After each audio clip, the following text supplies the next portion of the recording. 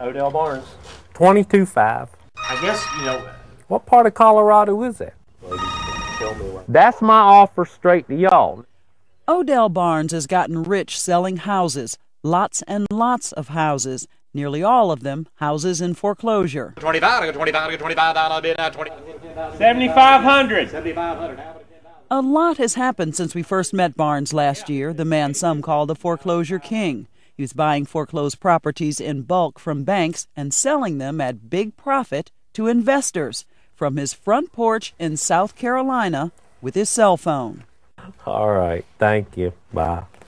I do most of my buying from right here or playing around. I do whatever I want to do. If I want to go fishing, I go fishing.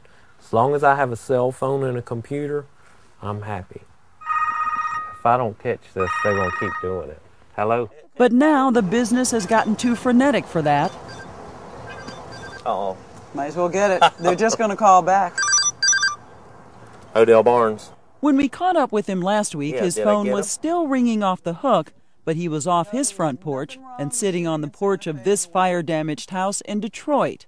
Here, foreclosures are rampant. What'd you just buy? Nothing. They want me to go up a little bit, but we're not going to do that. Whole neighborhoods in Detroit are being hit, from mansions built in the 1920s by auto industry executives like this one, Mitt Romney's childhood home, now vacant and a teardown. The house next door, though, 5,000 square feet, bought last year for nearly $600,000, now abandoned and for sale again for $99,900. To more modest homes that 3 years ago would have set you back about $280,000, now they're asking 1/10 of that. To working-class homes like these, homes offered to Odell Barnes in bulk that are going into foreclosure by the block. It's too big for me. It's outgrown me. I mean, 1,000 houses a week, it outgrows you. Can't do business from your front porch like you used to, huh? No, ma'am. I've had to sit with you in Detroit. Detroit is ground zero in the housing crisis, but Odell Barnes thinks the way he does business could be a solution. Over the past year, banks and mortgage insurer Fannie Mae have been dumping ever larger pools of foreclosed houses on Barnes from all across the country. Homes that went into foreclosure owing thousands of dollars, Barnes buys for pennies on the dollar and sells them to investors like Abner McWhirter of Detroit. The last thing I think we want with these homes is to get in the hands of landlords and try to, if nothing else, rent them or mothball them until the market turns around and cash out. We really don't need that as a community right now. What's unreal? I asked him how many he bought in the package he bought this, and how many was it? It was roughly over 100. And paid $160,000? About $165,000. You got 100 houses in Detroit for $165,000? Correct. Right. And how much did you get them for? Well, I add on $500 a house. This was one of them? This is one of them. It's a beautiful little house. This brick cottage on a quiet street, which once would have sold for about $100,000, Barnes and his partners got it for about $2,000 and sold it for $1,000 down, $595 a month, for a total of $53,000. First off, how we determine a house, the price of a house is when my sign people get there, they ask the neighbors how much things rent for in that neighborhood.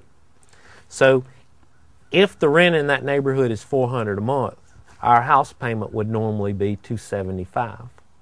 So it's less than rent. Barnes says he's selling at prices buyers can actually afford, and he sells them fast. In the first week I own a house, I would like for you to have a 550 credit score.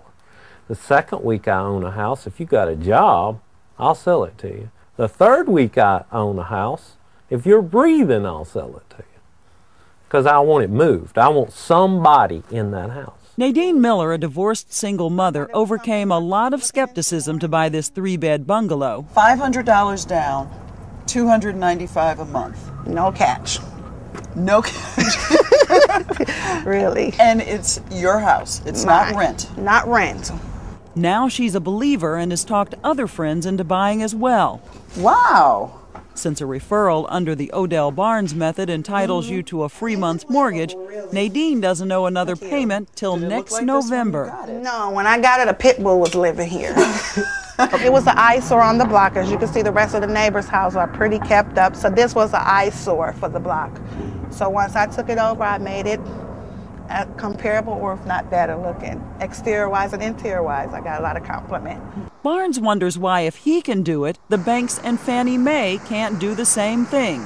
Drop the amount people owe and keep them in their homes, or sell the properties to new owners and keep the profit for themselves. I mean, there ought to be some in-between ground on giving the house away or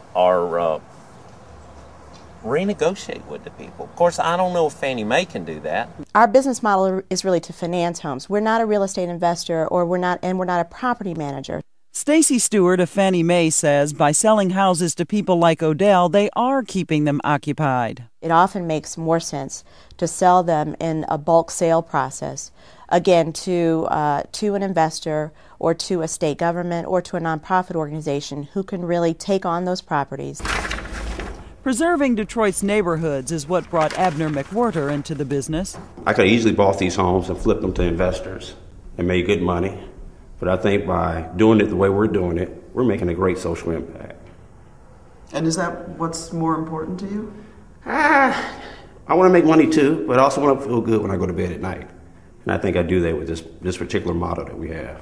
What's scaring Odell Barnes now is that prices are down, quality is up, and he's buying houses everywhere. Everywhere. I would, if you said I'd like some houses in California, I'd say that's impossible. You were mostly in Baltimore, Maryland, Buffalo, New York, the inner cities, the big cities. Not now. You can buy them everywhere. What I do on a lot of my houses like this, I will want them to pay me the $500 down, but I'll give them a year with no payments. And that gives them money to get this going. This business has been very good to Odell Barnes. He's not complaining. But the avalanche of opportunity is overwhelming, even for the foreclosure king. Odell Barnes. This is Vicki Mabry for Nightline in Detroit.